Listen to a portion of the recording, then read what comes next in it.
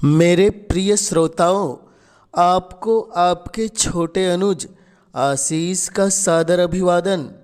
आप इस ऑडियो को सुनने इस चैनल पर आए हैं तो यह स्पष्ट तो हो गया है कि आप हिंदी साहित्य के प्रति अपार श्रद्धा रखते हैं। और हो भी क्यों नहीं, समूचे विश्व में हिंदी साहित्य का स्थान उस सूर्य की भांति है जिससे प्रकाश लेकर समूचा साहित्य गगन प्रकाशमान हो रहा है। उसी साहित्य की सबसे रोचक विधा कहानी साहित्य आपके छोटे अनुज के द्वारा आप तक प्रस्तुत की जा रही है।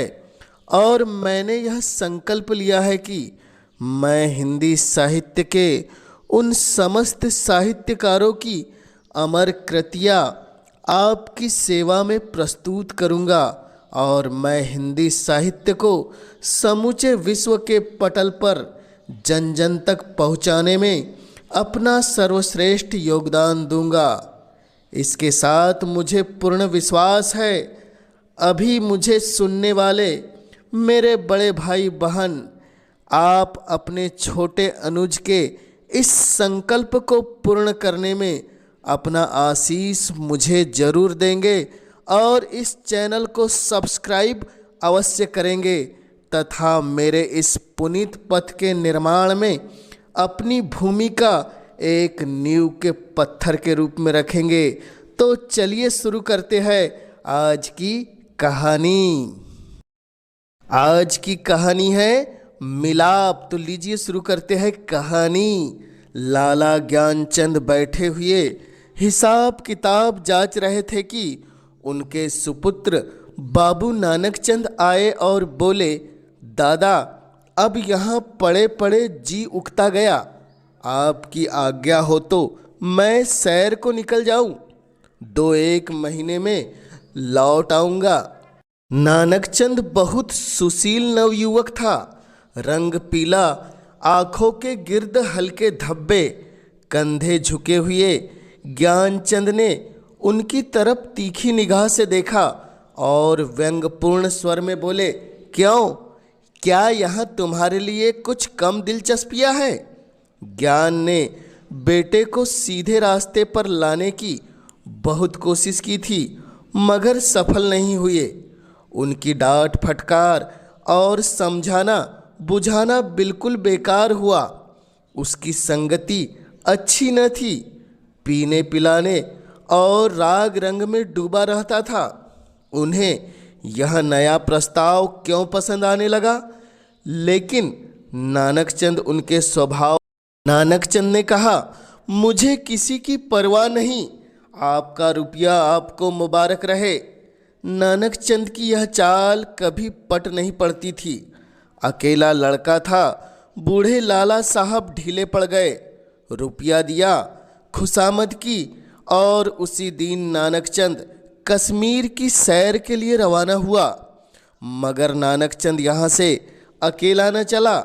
उसकी प्रेम की घातें आज सफल हो गई थी। पड़ोस में बाबू रामदास रहते थे। बेचारे सीधे साधे आदमी थे। सुबह को दफ्तर जाते और शाम को आते। और इसी बीच नानकचंद अपने कोठे पर बैठा हुआ उनकी बेवा लड़की से मोहब्बत के इशारे किया करता। यहाँ तक कि अभागी ललिता उसके जाल में आ फंसी। भाग जाने के मंसूबे हुए। आधी रात का वक्त था। ललिता साड़ी पहने अपनी चारपाई पर करवटें बदल रही थी। जेवरों को उतारकर उसने एक संदूकचे में रख दिया था। उसके दिल में इस वक्त तरह तरह के ख्याल दौड़ रहे थे और कलेजा जोर जोर से धड़क रहा था। मगर चाहे और कुछ न हो, नानकचंद की तरफ से उसे बेवफाई का जरा भी गुमान न था। जवानी की सबसे बड़ी नेमत मोहब्बत है और इस नेमत को पाकर ललिता अपने आप को खुशनसीब समझ रही थी। रामदास बेसुध सो रहे थे कि इतने में कुंडी खटकी। ललिता चौंक कर उठ खड़ी हुई। उसने जेवरों का संदूकचा उठा लिया। एक बार इधर उधर हसरत भरी निगाहों से देखा और दबे पांव चौक चौक कर कदम उठाती दहलीज में आई और कुंडी खोल दी। नानक चंद ने उसे गले से लगा लिया। बग्घी तैयार थी, दोनों उस पर जा बैठे। सुबह को बाबू रामदास उठे, ललिता न दिखाई दी। घबराए, सारा घर छान मारा, कुछ पता न चला। बाहर की कुंडी खुली देखी, बग्घी के निशान नजर आए। सिर पीट कर बैठ गए, मगर अपने दिल का दर्द किससे कहते। हंसी और बदनामी का डर जबान पर मोहर हो गया। मशहूर किया कि वह अपने ननिहाल चली गई, मगर लाला ज्ञानचंद सुनते ही भाप गए कि कश्मीर की सैर के कुछ और ही मायने थे। धीरे धीरे यह बात सारे मोहल्ले में फैल गई, यहाँ तक कि बाबू रामदास ने शर्म के मारे आत्महत्या कर ली। मोहब्बत की सरगर्मियां नतीजे की तरफ से बिल्कुल बेखबर होती है। नानकचंद जिस वक्त बग्घी में ललिता के साथ बैठा तो उसे इसके सिवाय और कोई ख्याल न था कि एक युवती मेरे बगल में बैठी है, जिसके दिल का मैं मालिक हूँ। उसी धुन में वह मस्त था। बदनामी का डर, कानून का खटका, जीविका के साधन, इन समस्याओं पर विचार करने की उसे उस वक्त फुर्सत न थी। हाँ, उसने कश्मीर का इरादा छोड़ दिया, कलकत्ते जा पहुंचा। किफायत सारी का सबक न पड़ा था। जो कुछ जमाया था 2 महीने में खर्च हो गया। ललिता के गहनों पर नौबत आई, लेकिन नानकचंद ने इतनी शराफत बाकी अपने अंदर रखी थी कि दिल मजबूत करके बाप को खत लिखा, मोहब्बत को गालियाँ दी और विश्वास दिलाया कि अब आपके पैर चूमने के लिए जी बेकरार है, कुछ खर्च भेजिए। लाला साहब ने खत पढ़ा, तकसीन हो गई कि चलो जिंदा है और खैरियत से है। धूमधाम से सत्यनारायण की कथा सुनी, रुपया रवाना कर दिया, लेकिन जवाब में लिखा, खैर जो कुछ तुम्हारी किस्मत में था वह हुआ। अभी इधर आने का इरादा मत करो, बहुत बदनाम हो रहे हो। तुम्हारी वजह से मुझे भी बिरादरी से नाता तोड़ना पड़ेगा। इस तूफान को उतर जाने दो, तुम्हें खर्च की तकलीफ न होगी, मगर इस औरत की बाह पकड़ी है तो उसका निबाह करना, उसे अपनी ब्याहता स्त्री समझो। नानकचंद के दिल पर से चिंता का बोझ उतर गया। बनारस से माहवार वजीफा मिलने लगा। इधर ललिता की कोशिश ने भी कुछ दिल को खींचा और गो शराब की लत न छूटी और हफ्ते में 2 दिन जरूर थिएटर देखने जाता तो भी तबीयत में स्थिरता और कुछ संयम आ चला था। इस तरह कलकत्ते में उसने 3 साल काटे। इसी बीच उसे एक प्यारी लड़की के बाप बनने का सौभाग्य हुआ, जिसका नाम उसने कमला रखा।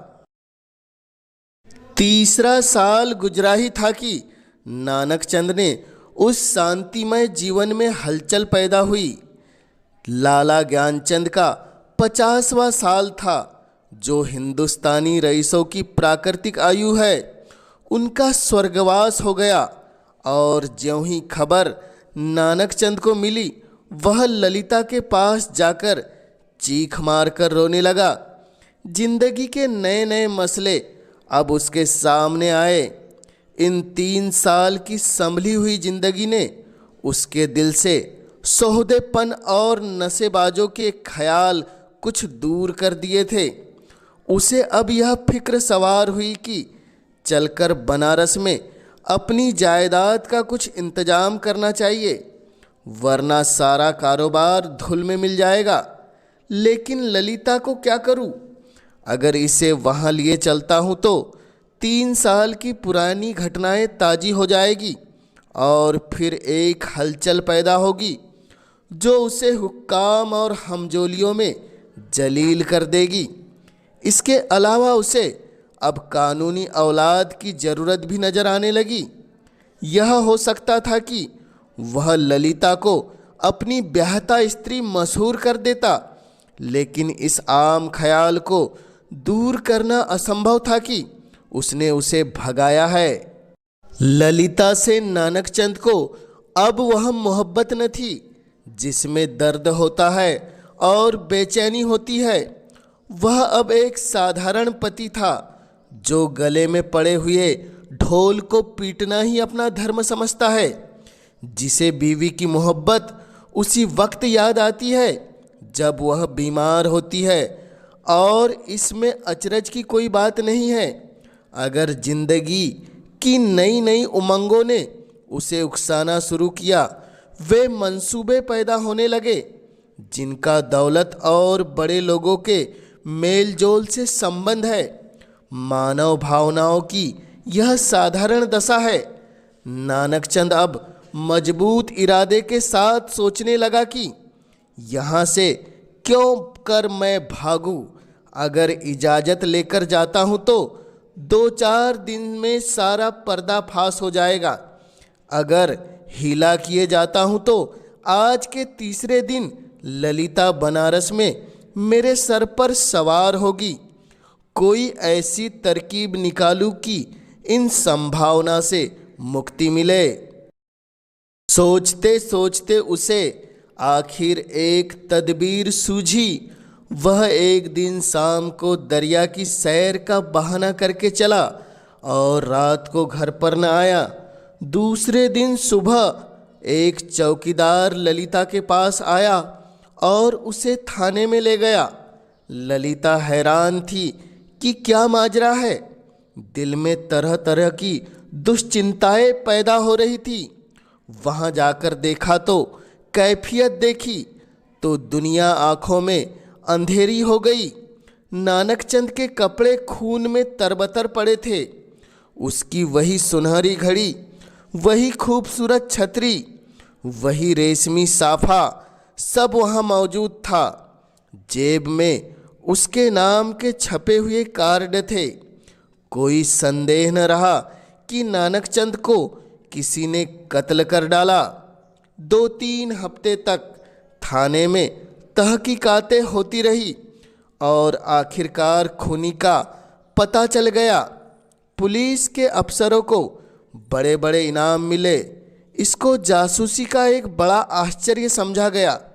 खूनी ने प्रेम की प्रतिद्वंद्विता के जोश में यह काम किया, मगर इधर तो गरीब बेगुनाह खूनी सूली पर चढ़ा हुआ था और वहाँ बनारस में नानकचंद की शादी रचाई जा रही थी। लाला नानकचंद की शादी एक रईस घराने में हुई और तब धीरे धीरे फिर वही पुराने उठने बैठने वाले आने शुरू हुए। फिर वही मजलिसें जमी और फिर वही सागरों में मीना के दौर चलने लगे। संयम का कमज़ोर अहाता इन विषय वासना के बटमारों को रोक न सका। हाँ, अब इस पीने पिलाने में कुछ पर्दा रखा जाता और ऊपर से थोड़ी सी गंभीरता बनाए रखी जाती है। साल भर इसी बहार में गुजरा। नवेली बहू घर में कुड़ कर मर गई। तपेदिक ने उसका काम तमाम कर दिया। तब दूसरी शादी हुई, मगर इस स्त्री में नानकचंद की सौंदर्य प्रेमी आंखों के लिए कोई आकर्षण न था। इनका भी वही हाल हुआ। कभी बिना रोए कौर मुंह में नहीं दिया। 3 साल में चल बसी। तब तीसरी शादी हुई।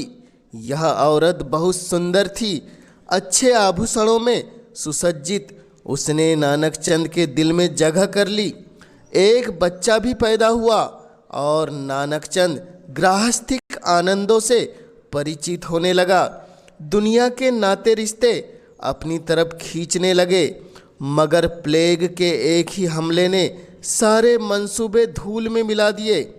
पति प्राणा स्त्री मरी। 3 बरस का प्यारा लड़का हाथ से गया और दिल पर ऐसा दाग छोड़ गया जिसका कोई मरहम न था। अश्व श्रृंखला भी चली गई। अय्यासी का भी खात्मा हुआ। दिल पर रंजो गम छा गया और तबीयत संसार से विरक्त हो गई। जीवन की दुर्घटनाओं में अक्सर बड़े महत्व के नैतिक पहलू छिपे हुआ करते हैं। इन सदमों ने नानक चंद के दिल में मरे हुए इंसान को जगा दिया। जब वह निराशा के यातनापूर्ण अकेलेपन में पड़ा हुआ इन घटनाओं को याद करता तो उसका दिल रोने लगता और ऐसा मालूम होता कि ईश्वर ने मुझे मेरे पापों की सजा दी है। धीरे धीरे यह ख्याल उसके दिल में मजबूत हो गया।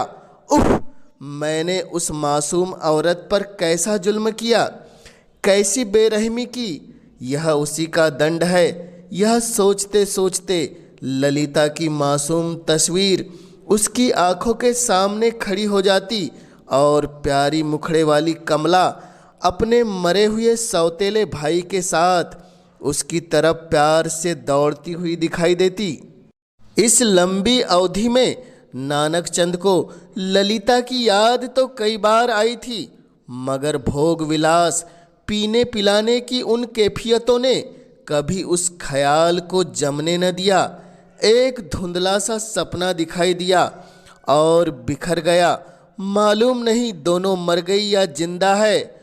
उस नेक नामी पर धिक्कार है जिसके लिए ऐसी निर्दयता की कीमत देनी पड़ी। यह ख्याल आखिर उसके दिल पर इस बुरी तरह बैठा कि एक रोज वह कलकत्ता के लिए रवाना हो गया। सुबह का वक्त था। वह कलकत्ते पहुंचा और अपने उसी पुराने घर को चला। सारा शहर कुछ से कुछ हो गया। बहुत तलाश के बाद उसे अपना पुराना घर नजर आया। उसके दिल में जोर से धड़कन होने लगी और भावनाओं में हलचल पैदा हो गई। उसने एक पड़ोसी से पूछा, इस मकान में कौन रहता है? बूढ़ा बंगाली था। बोला, हम यही नहीं कह सकता कौन है कौन नहीं है। इतना बड़ा मुल्क में कौन किसको जानता है। हाँ, एक लड़की और उसका बूढ़ा माँ, 2 औरत रहता है। विधवा है, कपड़े की सिलाई करता है। जब से उसका आदमी मर गया तब से यही काम करके अपना पेट पालता है। इतने में दरवाज़ा खुला और एक 13-14 साल की सुंदर लड़की किताब लिए हुए बाहर निकली। नानक चंद पहचान गया कि यह कमला है। उसकी आंखों में आंसू उमड़ आए। बेअख्तियार जी चाहा कि उस लड़की को छाती से लगा ले। कुबेर की दौलत मिल गई। आवाज़ को संभाल कर बोला, बेटा जाकर अपनी अम्मा से कह दो कि बनारस से एक आदमी आया है। लड़की अंदर चली गई और थोड़ी देर में ललिता दरवाजे पर आई। उसके चेहरे पर घूंघट था और गौ सौंदर्य की ताजगी न थी, मगर आकर्षण अब भी था। नानक चंद ने उसे देखा और एक ठंडी सांस ली। पतिव्रत धैर्य और निराश की सजीव मूर्ति सामने खड़ी थी। उसने बहुत जोर लगाया मगर जब्त न हो सका, बरबस रोने लगा। ललिता ने घूंघट की आड़ से उसे देखा और आश्चर्य के सागर में डूब गई। वह चित्र जो हृदय पर अंकित था और जो जीवन के अल्पकालिक आनंदों की याद दिलाता रहता था, जो सपनों में सामने आकर खुशी के गीत सुनाता था और कभी रंज के तीर चुभाता था, इस वक्त सजीव सजल सामने खड़ा था। ललिता पर एक बेहोशी सी छा गई। कुछ वही हालत जो आदमी के सपनों में होती है। वह व्यग्र होकर नानक चंद की तरफ बढ़ी और रोते हुए बोली, मुझे भी अपने साथ ले चलो। मुझे अकेले किस पर छोड़ दिया है? मुझसे अब यहाँ नहीं रहा जाता। ललिता को इस बात की जरा भी चेतना न थी कि वह उस व्यक्ति के सामने खड़ी है जो एक जमाना हुआ मर चुका, वरना शायद वह चीखकर भागती। उस पर एक सपने की सी हालत छाई हुई थी। मगर जब नानक चंद ने उसे सीने से लगाकर कहा, ललिता अब तुमको अकेले न रहना पड़ेगा। तुम्हें इन आँखों की पुतली बनाकर रखूँगा। मैं इसलिए तुम्हारे पास आया हूँ। मैं अब तक नरक में था, अब तुम्हारे साथ स्वर्ग का सुख भोगूंगा। तो ललिता चौकी और छिटक कर अलग हटती हुई बोली, आँखों को तो यकीन आ गया, मगर दिल को नहीं आता। ईश्वर करे यह सपना न हो। यह कहानी आपको कैसी लगी कमेंट्स के माध्यम से हमें ज़रूर बतलाएं, और जन जन तक हिंदी साहित्य की गाथा को पहुंचाने में अपना योगदान देने इस चैनल को अवश्य सब्सक्राइब कीजिए, ताकि आपके सहयोग से मैं हिंदी साहित्य की महान रचनाओं को जन जन तक पहुंचाने के लिए हमेशा उत्साहित रह सकूं। आप सभी श्रोताओं का पुनः इस चैनल से जुड़ने के लिए हृदय की गहराई से बहुत बहुत आभार।